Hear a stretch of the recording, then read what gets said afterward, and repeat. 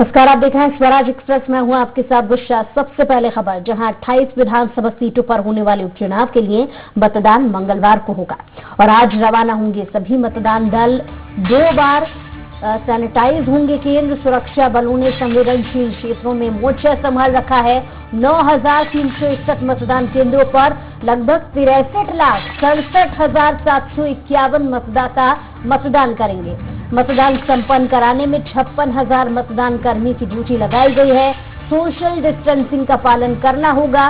Corona संक्रमण की स्थिति को देखते हुए सुरक्षा व्यवस्था होगी और अंतिम 1 घंटे असामान्य तापमान वाले मतदाता मतदान करेंगे।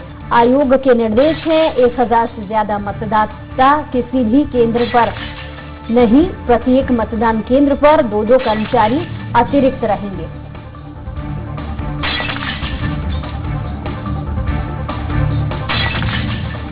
तो छत्तीसगढ़ के मरवाही में भी उपचुनाव होना है, लिहाजा वहां पर भी कोरोना की गाइडलाइन और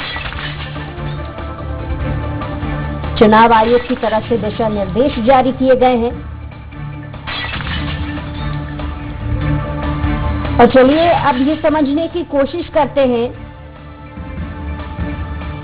कि छत्तीसगढ़ और मध्य प्रदेश में किस तरीके से दिशा निर्देश चुनाव आयोग की तरफ से दिए गए हैं, क्योंकि इस बार कोरोना काल को ध्यान में रखते हुए ही तमाम व्यवस्थाएं हैं और सुरक्षाएं हैं। सबसे पहले आपको बता दें कि अतुल हमारे साथ मध्य प्रदेश से जुड़े हुए हैं, वहीं दूसरी तरफ छत्तीसगढ़ से हमारे साथ वैभव शिव पांडे भी लाइव जुड़े हुए हैं। सबसे पहले अतुल, मैं आपके पास आऊंगी और जानना चाहूंगी कि क्या दिशा निर्देश दिए गए हैं, क्योंकि इस बार कोरोना काल को भी ध्यान में रखा जा रहा है। कितनी सुरक्षा व्यवस्था या मतदान केंद्रों पर कैसी व्यवस्थाएं देखने को मिल सकती हैं? अतुल।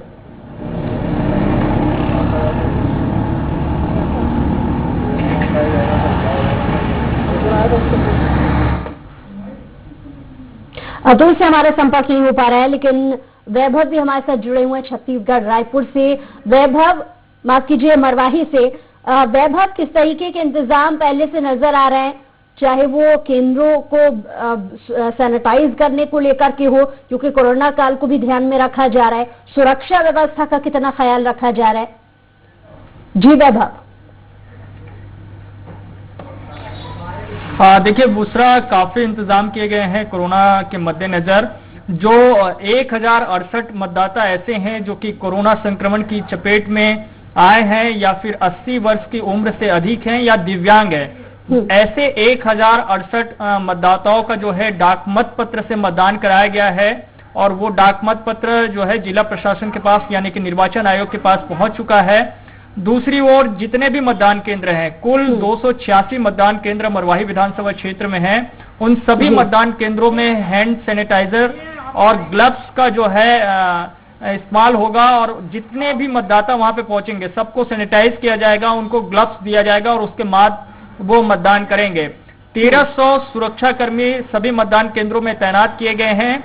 जो 126 संवेदनशील मतदान केंद्र है वहां पे अतिरिक्त सुरक्षा व्यवस्था की गई है। मरवाही विधानसभा क्षेत्र के लिए 3 सीआरपीएफ की कंपनियां भी जो है तैनात है ताकि किसी तरह की कोई अव्यवस्था ना हो। खास तौर पे जो दूसरे जिले के जो बल हैं उनको मतदान केंद्रों में तैनात किया गया है ताकि कहीं किसी भी तरीके से कोई भी ये सवाल निष्पक्षता को लेकर के ना उठे कि कहीं कोई पक्षपात हो रहा है। कुछ आशंकाएं जो है विपक्षी दलों की तरफ से जताए गए हैं, तो उसके मद्देनजर विशेष तौर पर निगरानी सभी मतदान केंद्रों में रखा गया है। सभी मतदान केंद्रों में सीसीटीवी लगाए गए हैं ताकि कोई भी जो है ऐसी बात सामने न आए कि फर्जी मतदान किया गया है, बोगस मतदान किया गया है। तो काफी व्यापक स्तर पर तैयारियां यहां पर जिला प्रशासन और निर्वाचन आयोग की तरफ से की गई है और उसी तैयारियों के मद्देनजर ये विधानसभा चुनाव 3 नवंबर को संपन्न होने जा रहा है। देखिए 140 जो मतदान दल है वो कल रवाना किए गए थे और आज 140 मतदान दलों को रवाना किया जा रहा है। तो कोशिश है कि कोरोना संक्रमण की गाइडलाइन जो है उन गाइडलाइन के बीच ये पूरी चुनाव प्रक्रिया संपन्न हो और उसमें किसी तरह की कोई अवहेलना ना हो। तो उसके मद्देनजर तैयारियां यहाँ पे जिला प्रशासन की तरफ से की गई है। चलिए वैभव, लौटूंगी आपके पास। अतुल भी हमारे साथ मध्य प्रदेश भोपाल से जुड़े हुए हैं। अतुल, आपको मेरी आवाज मिल रही है? जी अतुल, जानना चाहेंगे कि मतदान केंद्रों पर किस तरीके की व्यवस्था या दिशा निर्देश चुनाव आयोग की तरफ से दिए गए हैं, क्योंकि कोविड-19 का भी ध्यान रखना है। देखिए बिल्कुल बुशरा, जिस तरीके से कोरोना महामारी के बीच में मध्य प्रदेश में पहली बार चुनाव होने जा रहे हैं, ये चुनाव काफी दिलचस्प भी है और कहीं ना कहीं राजनीतिक समीकरण के हिसाब से काफी महत्वपूर्ण भी है, क्योंकि यही उपचुनाव तय करेंगे मध्य प्रदेश की दिशा और आने वाली सरकार को।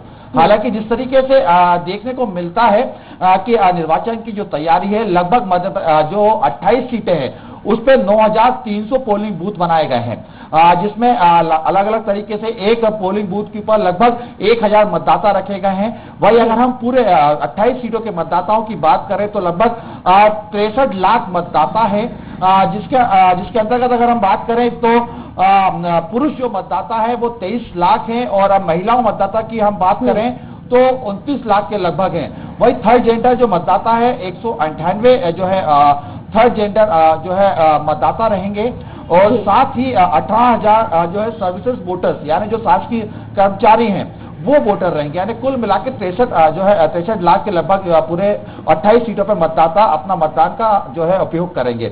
हालांकि अगर कोविड की बात करें और कोविड के जो नियम बनाए गए हैं जिसके बीच में चुनाव भी जो है कल होने जा रहा है, तो उसमें कहीं ना कहीं सबसे महत्वपूर्ण ये रखा गया है कि जो पोलिंग बूथ की जो संख्या है वो 2018 की अगर हम संख्या देखें तो लगभग 18% संख्या बढ़ा दी गई है। यानी 2018 के जो चुनाव थे उस समय की जो पोलिंग बूथ की जो संख्या थी और अब जो 28 विधानसभाओं में पोलिंग बूथ की संख्या है उसमें लगभग 18% वृद्धि कर दी गई है। कारण कहीं ना कहीं कोविड है, क्योंकि सरकार की और निर्वाचन की सीधे तौर पे यह मंशा है कि एक पोलिंग बूथ के ऊपर लगभग 1000 जो है मतदाता ही सीमित रहे। हालांकि जिस तरीके से मतदान पोलिंग बूथ की बाहर की बात की जाए तो लगभग 20 लोगों को एक साथ खड़े होने की व्यवस्था की जाएगी, जिसकी दूरी लगभग 6 फीट होगी, यानी एक मतदाता से दूसरे मतदाता के बीच की दूरी को 6 फीट रखा गया है। और साथ ही जिस तरीके से मतदान करने अगर मतदाता आ रहे हैं तो सबसे महत्वपूर्ण उनको मास्क पहनना होगा। अगर मास्क मतदाता पहन के नहीं आ रहे हैं तो निर्वाचन द्वारा उनको जो है मास्क उपलब्ध कराया जाएगा। सैनिटाइजर की पूरी व्यवस्था। चलिए अतुल, मैं आपको रोक रही हूँ, लौटूंगी मैं आपके पास। हमारे साथ ग्वालियर से विनोद शर्मा भी जुड़ गए हैं, उनसे जानने की कोशिश करते हैं, क्योंकि ग्वालियर चंबल जो सीट है वहां पर सबसे ज्यादा अतिरिक्त पुलिस फोर्स को तैनात किया गया है। वजह भी समझना चाहेंगे और लगभग जैसा कि अतुल भी जिक्र कर रहे थे कि मतदान केंद्रों को बढ़ाया गया है, ऐसे में सुरक्षा व्यवस्था को अच्छे से देखना ये एक बड़ी चुनौती है, तो कैसी व्यवस्थाएं की गई है विनोद?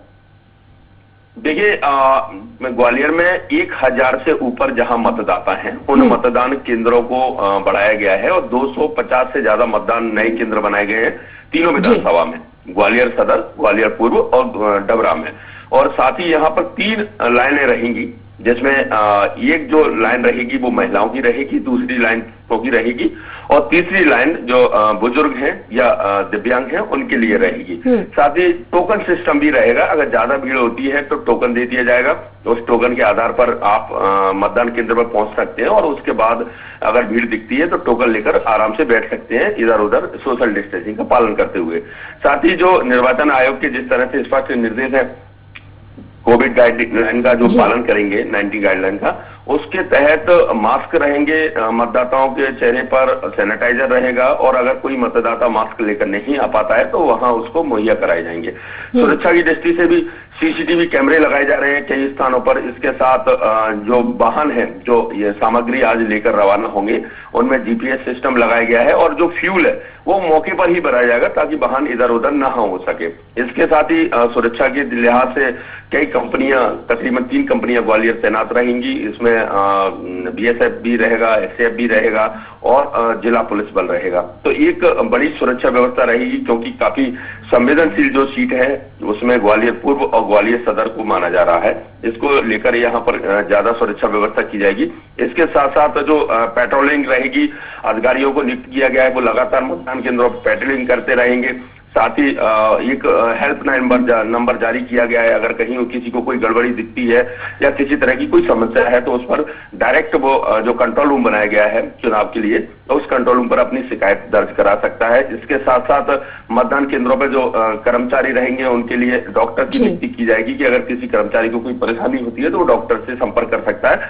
अगर कोई कोविड पीड़ित व्यक्ति है तो उसके लिए अलग से एक गाइडलाइन जारी की गई है जिसमें वो पीपी किट और मास्क लगाकर, समुचित पीपी किट लगाकर वो आ सकता है और बाद में वो मतदान करेगा। मतदान समय के जो 5 बजे के बाद उसको बुलाया जाएगा और उसको अलग से मतदान कराया जाएगा। तो इस बार बड़ी सुरक्षा की जा रही है, हर तरह से कोविड गाइडलाइन का पालन किया जा रहा है, किसी तरह की कोई चूक ना हो जाए, इसको लेकर लगातार प्रशासन बैठक कर रहा है। और अभी कुछ देर बाद इस पूरे मामले को लेकर जो कलेक्टर हैं, जिला मुख्य निर्वाचन अधिकारी, वो इस पूरे मामले को लेकर अभी चर्चा करेंगे मीडिया से और वो बताएंगे कि किस तरह से उनकी व्यवस्था रहेगी। एसपी भी चर्चा करेंगे कि किस तरह से सुरक्षा व्यवस्था रहेगी। तो एक माकूल इंतजाम किए गए। ग्वालियर चंबल संभाग में सबसे ज्यादा सीटों पर चुनाव है, लिहाजा ग्वालियर, मुरैना में 5 विधानसभा क्षेत्रों में चुनाव है और भिंड में 2 विधानसभा क्षेत्रों में चुनाव है, दतिया में, भांडेर में चुनाव है, ग्वालियर में 3 विधानसभा क्षेत्रों में चुनाव है। लिहाजा इस अंचल में सबसे ज्यादा जो चुनाव का फोकस है वो रहेगा। यही सबसे ज्यादा चुनाव प्रचार किया गया था, सबसे ज्यादा जो स्थिति निर्धारण करेगी, जो दिशा और दशा निर्धारण करेगी वो ग्वालियर चंबल संभाग से। चलिए, बहुत शुक्रिया तमाम जानकारी के लिए विनोद। और वैभव, आपसे जानना चाहेंगे, किसी भी चुनाव के समय सबसे ज्यादा जो ध्यान देने वाली चीज होती है वो है सुरक्षा व्यवस्था, लेकिन इस बार प्रशासन के लिए एक और टास्क बढ़ गया है कि कोविड-19 को भी ध्यान में रखना है। इससे पहले आपने हालांकि जिक्र किया था कि तमाम व्यवस्था की गई है, लेकिन साथ ही साथ सुरक्षा व्यवस्था भी देखना, तो इन दोनों ही चीजों को किस तरीके से प्रशासन तालमेल बैठाने की कोशिश करेगा? क्या दोनों के लिए अलग अलग टीमें होंगी? वैभव? बिल्कुल, टीमें दोनों के लिए अलग अलग है। बिल्कुल बुसरा, टीमें अलग अलग है। पुलिस की टीम अलग से जो है तैनात है, प्रशासन की टीम अलग है। कर्मचारियों की संख्या इस बार बढ़ाई गई है ताकि जो कोविड-19 के जो नियम है उसका पालन सही तरीके से मतदान केंद्रों में हो। तो जो संवेदनशील मतदान केंद्र है वहां पे अतिरिक्त कर्मचारियों की तैनाती की गई है, क्योंकि उन बूथों पे सुरक्षा के साथ साथ जो है जिम्मेदारी ये भी होगी कि मतदाता शांतिपूर्ण तरीके से मतदान भी कर पाए, किसी तरह की कोई अव्यवस्था ना हो। इस लिहाज से जो है वहां जो मतदान कर्मी हैं उनके जो तैनात रहेंगे वो तो रहेंगे, अतिरिक्त तौर पर जो मतदान कर्मियों की तैनाती वो भी की गई है ताकि कोई अगर किसी की गड़बड़ियां कोई होती है, किसी की तबीयत अगर कोई खराब होती है, किसी को कोई समस्या होती है तो तत्काल जो है वहां पे दूसरे मतदान कर्मियों को भेजा जा सके। इसके अलावा जो सुरक्षा कर्मी हैं उसकी संख्या भी जो है संवेदनशील मतदान केंद्रों में ज्यादा रहेगी। सामान्यतः जो है 4 सुरक्षाकर्मी तैनात रहते हैं मतदान केंद्रों में, लेकिन वहां पे अतिरिक्त सुरक्षा बलों की तैनाती रहेगी। कुछ ऐसे जो संवेदनशील मतदान केंद्र है जहां पे हमेशा ये आशंका बनी रहती है कि वहां अव्यवस्था हो सकती है, हंगामा हो सकता है, कुछ बातें बिगड़ सकती है, तो वहां पे सीआरपीएफ को भी तैनात किया गया है। तो सीआरपीएफ की 3 कंपनियां अलग से तैनात की गई है। तो जिला पुलिस बल, सीआरपीएफ की कंपनियां और छत्तीसगढ़ सशस्त्र बल के जो जवान हैं वो तैनात रहेंगे और दूसरे जिले से जो बल आए हैं ज्यादातर उनका इस्तेमाल किया गया है ताकि किसी भी तरह का कोई भी सवाल स्थानीय स्तर पर न उठाया जा सके। चलिए, बहुत शुक्रिया तमाम जानकारी के लिए वैभव। अतुल, आपका भी बहुत शुक्रिया तमाम जानकारी के लिए।